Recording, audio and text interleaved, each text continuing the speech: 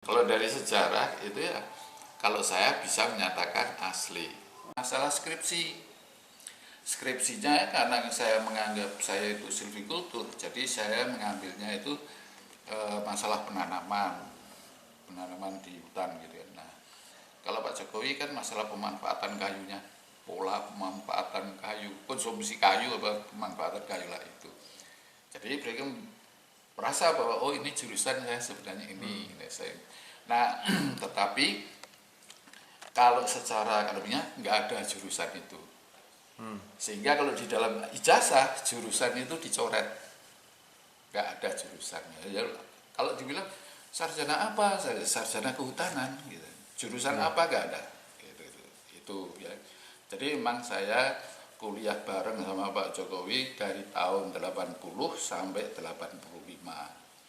Nah, di tahun pertama, tahun kedua, itu kan banyak kita mengambil mata kuliah wajib. Misalnya yang ini, mata kuliah dasar, dan kita mengambil agama, udah jelas ya.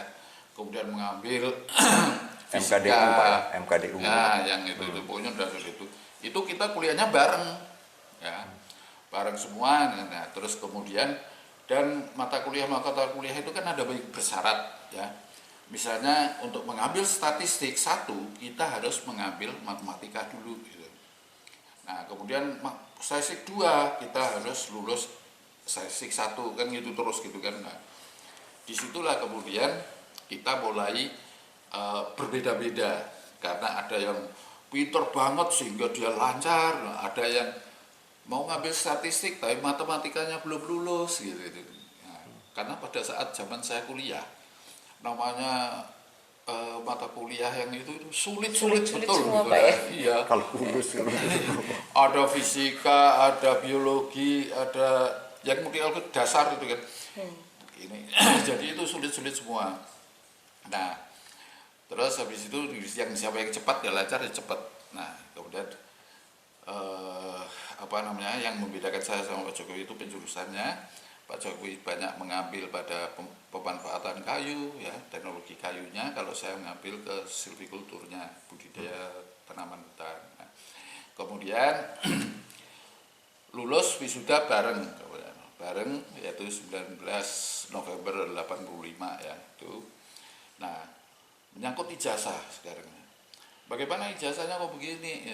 Ya kami nggak ngerti. Kan kita ini kan mahasiswa ya.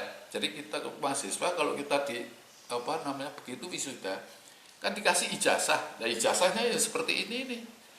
Nggak bisa kita protes dulu. Ini kok sudah time news roman ya nggak bisa kita kan.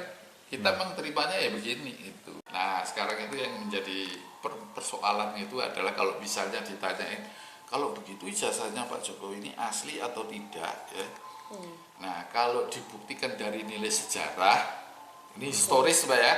Kalau dari sejarah itu ya, kalau saya bisa menyatakan asli. Kalau dari historis. Kenapa saya bilang gitu?